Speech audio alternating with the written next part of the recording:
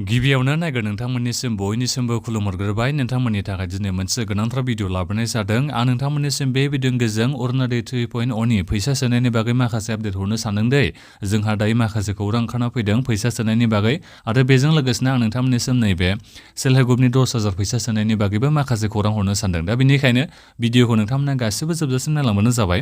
आं नोंथांमोननिसिम दानिया गिबियावनोथ' बयनिसिमबो गुरै खावलायनाय थाग्रोबाय दे नोंथांमोना जुदि सोरबाफोर दासिमबो चेनेलखौ साबस्क्राइब खालामनानै लाखिबा गिबियावनोथ' चेनेलखौ साबस्क्राइब खालामनानै लाग्रोलायदो जाहाथे नोंथांमोना बेबादिनो भिडिअखौ मोननो हायो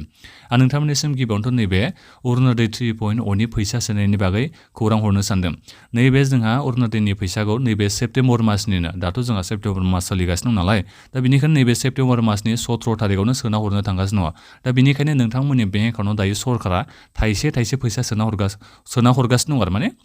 गोबाङानो दायो मोनबायबो जानांगौ दा मानि थाखाय नोंथांमोननि बेंक एकाउन्टआव थाइसेल' सोना हरगौ अरुणोदयनि नामावलाय दा नोंथांमोना सानदों जानांगौ नाथायबा बेबादि नङा दै दा जोंहा नैबे 17 थारिखआव फैसाखौ सोसिन नालाय दा बिनि थाखाय बिथांमोना बेखौ एसे टेस्टिं बायदिसिना खालामदों जानांगौ आरो जेराव माने गासिबो मानसिनि फैसाखौ सोना हरगोन नालाय दा बेवहाय माखासे प्रब्लेमबो जानो हागौ खोमा बेखौ साननानै बिथांमोना दायो टेस्टिं खालामनानै नोंथांमोननि बेंक एकाउन्टआव दायो मात्र थाइसेल' फैसाखौ सोना हरग्रोदों आरो दा बेनिखायनो जायफोर नोंथांमोना दायो अरुणोदय स्किमनि नामाव थाइसे फैसाखौ मोननो हाबायबा नोंथांमोना सानना लाखादो आरो नैबे सेप्तेम्बरनि 17 थारिखआव नोंथांमोना 1250 थाखा फैसाखौ मोननो हासिगोन अरुणोदयनि फैसाखौ होननानै नोंथांमोना साननानै लानो हासिगोन नाथाय एबा मोनसे बाथ्रा दै नैबे जोंनि बिटिआर ओनसोलनियाव हले एसएमएसआ फैयाखै मानि थाखाय फैयाखै खामानियानो जोबाखै नालाय बिनि थाखाय फैयाखै जोंनि अरुणोदयनि खामानिया जोबाखै दासिमबो नैबे बिटिआर ओनसोलनिया नाथायबा जायफोर नोंथांमोना सनितपुर डिस्ट्रिक्टनि जायफोर नोंथांमोना बिश्वनाथ डिस्ट्रिक्टनि कार्बि आंलं डिस्ट्रिक्टनि एबा बिटिआरनि बाहेरनि डिस्ट्रिक्टफोरनियाव नोंथांमोना गोलैयोबा नोंथांमोननियाव निस्सय दायो मबाइलाव एसएमएस फैबाय जानांगौ अरुणोदय स्किमनि थाखाय थाइसेल' नोंथांमोननि बेंक एकाउन्टआव दायो फैसाखौ सोना हरग्रोदों आरो टेस्टिं खालामनो थाखाय बिथांमोना निस्सय सोना हरदों जानांगौ दा बेनिखायनो नोंथाङा दायो थाइसे फैसाखौ मोननो हाबायबा अरुणोदय स्किमनि नामाव अब्ला नोंथाङा अरुणोदयनि नैबे 1250 थाखा फैसाखौ सेप्तेम्बरनि 17 थारिखआव मोननो हासिगोन बे जाहैबाय जोंहा मोनसे आपडेटआ दा बिनिफ्राय फैदो नैबे सेल्फ हेल्प ग्रुपनि 10,000 फैसा सोनायनि बागै दा जोंनि बिटिआर ओनसोलनिया खामानिया जोबाखैमोन होननानै आं नोंथांमोननिसिम दाख्लै बुंहरबाय थादोंमोन नालाय दा जोंहा दायो खामानिया एसे आवगायबाय दै आं बेखौ नोंथांमोननिसिम अफिसियेल वेबसाइटआव नायनानै नोंथांमोननिसिम खोन्थाहरनो सानदों दा बेनिफ्राय नोंथांमोना बेखौ गोबाङानो सानलायगोन जोंलाय मानो मोननो हानाय नंला नैबे अरुणोदय 3.0 नि फैसाखौ बेबायदि नोंथांमोना दायो गोसोआव सानदों जानांगौ आरो जोंनि नैबे बिटिआर ओनसोलनिया खामानिया बबेबा जोब्बाय नाथायबा दाबो मोजाङै माने जोंनिया खामानिया जोबनानै थाङाखै आरो नैबे अरुणोदयनि खामानिया दा बेनिखायनो नोंथांमोना मोननो हानाय नंला दाथ' जोंहा इलेक्सननि सम जाहैबाय दा बेबायदि खामानियाथ' दायो जोंहा जेबो जाया नालाय दा बेनिखायनो इलेक्सननि उनाव जुदि खामानिया थाबनो जोबोबा नोंथांमोनाबो देग्लाय बोसोरावनो नैबे सेप्तेम्बर मासाव नोंथांमोना मोननो हायाबाबो नैबे नभेम्बर डिसेम्बरहालागै नोंथांमोनाबो मासै मास अरुणोदय स्किमनि जे फैसाखौ मोननो हागोन बिटिआर ओनसोलनि मानसिफ्राबो दा बेथ' जाहैबाय अरुणोदयनिया दा बिनिफ्राय फैदो जोंनि नैबे बिटिआर ओनसोलनि नैबे सेल्फ हेल्प ग्रुपनि 10,000 फैसानि थाखाय खामानिया जोबगोना जोबाखै बेलेग डिस्ट्रिक्टफोरनाथ' मालाय जोबजोब्बाय नालाय आरो बिथांमोना मालाय फैसा मोनलायबावबायसो दा जोंनि बिटिआर ओनसोलावल'सो मोनाखै नालाय नोंथांमोना नै बाक्सा डिस्ट्रिक्टनिखौ नायनो हागोन गासै नै बाक्सा डिस्ट्रिक्टआव 8,008 जन मानसिफोरनि एप्लिकेसना दायो रेजेक्ट जाबाय नैबे सेल्फ हेल्प ग्रुपनि 10,000 फैसानि थाखाय दा बिनिफ्राय फाइनाल एप्रुभेलखौ दायो खैजनसिम मोननो हागोननो 76,689 मानसिफ्रा दायो मोननो हाबाय फाइनाल एप्रुभेलखौ आरोबाव नाथायबा फाइनाल एप्रुभेलाव फैनांगौ दंबावो मानो होनोबा नैबेहाय नायनो हागोन नै 79,378 जन दा बेवहाय मात्र 76,689 मानसिफ्राल'सो फाइनाल मेरिट लिस्टआव फैनो हादों दा बेनिखायनो एसे 3,000सोआ बिथांमोननिया दंबावो आरो एसे खामानिया दंबावो बाक्सा डिस्ट्रिक्टनिया दा बिनिफ्राय अब्लाबो सिगाङाव दाख्लै जा आं नोंथांमोननिसिम देखायदोंमोन दा बेवहाय खामानिया जोबोद दंबावोमोन आरो दा एसे आवगायबाय एसेल'सो दंसै दा बेनिफ्राय नैबे चिरां डिस्ट्रिक्टनियाथ' जोब्बायखौनो होनो नांसिगोन नोंथांमोना नायदिनै फाइनाल एप्रुभेलखौ मोनजोबनो हाबाय चिरां डिस्ट्रिक्टआव दा बेनिफ्राय चिरां डिस्ट्रिक्टआव खैजन मानसिफोरनि एप्लिकेसना रेजेक्ट जाखोनो 12,142 मानसिफोरनि बे एप्लिकेसना रेजेक्ट जाबाय दै 10,000 फैसानि थाखाय एसे बुरजा मानसिफोरनानो रेजेक्ट जाथारदों माथो बाक्सा डिस्ट्रिक्टआवलाय दा बिनिफ्राय फैदो जोंहा नैबे माबायाव क'क्राझार डिस्ट्रिक्टआवलाय खैजनसोनिया रेजेक्ट जाखोनो क'क्राझारावथ' नै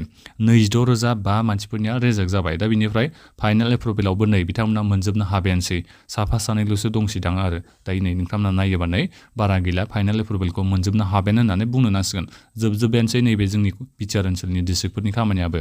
दा बिनिफ्राय नैबे फैदो जोंना दङ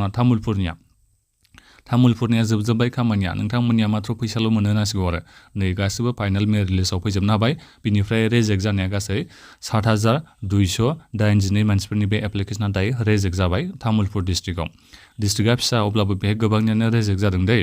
दा बिनिफ्राय उदालगुरि डिस्ट्रिक्टनियाबो खामानिया जोबजोब्बाय दे नै जोबोद मोजां बाथ्रा उदालगुरिनियाबो जोंहा जोबनानै थांजोब्बाय नै 1,06,900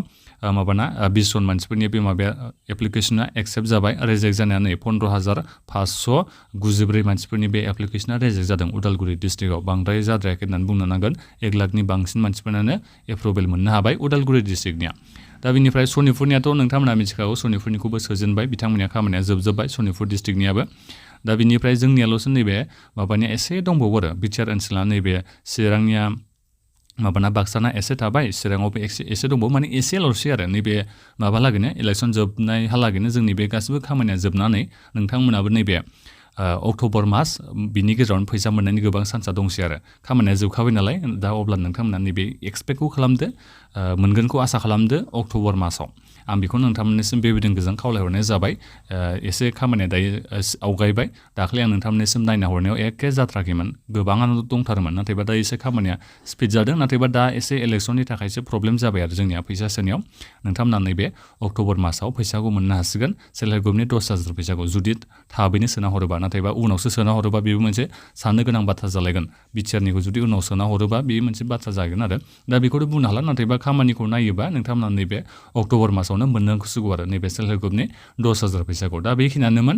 नोंथांमोना दायो माबाफोर सोंनांगौ दङबा भिडिअखौ मुक्सआव कमेन्ट खालामदो दाथ' नोंथांमोना गासिबो इलेक्सननि थाखाय हुकुबथार जानांगौ दा नोंथांमोना बेफोरनि बागै जेबो थालखौनो लायाखै जानांगौ नाथायबा दायो जोंहा नैबे माबानि थाखायनो सेल्फ हेल्प ग्रुपनि 10,000 फैसानि थाखायनो बायदिसिना डकुमेन्टस आरोबाव लांनाय जादों दै नोंथांमोना बेखौ मिथिना मिथियाखै दे फट' ना मा लांफैदोंदां बिनिफ्राय सिगनेचार ना मा लादोंथाय आं बारा गोसोआव गैजोबला दे बेबायदि डकुमेन्टस लांदों नोंथांमोननिसिम बेबायदि लांगोन ना लायाखै नोंथांमोना भिडिअखौ मुक्सआव कमेन्ट खालामबानो जाबाय इलेक्सनावल' बारा नोंथांमोना गोसो होना न'फ्राव नोंथांमोना रावबो थायालासिनो इलेक्सननि रेलिफ्रावल' ज' जाजाय थांबाबो जानाय नङा नोंथांमोननि खामानिया दाबो जोंहा सोलिगासिनो दङ दा बिनिखायनो एसे नोंथांमोना थाल लालायबानो जाबाय दा बेखिनियानोमोन गोजोन्थों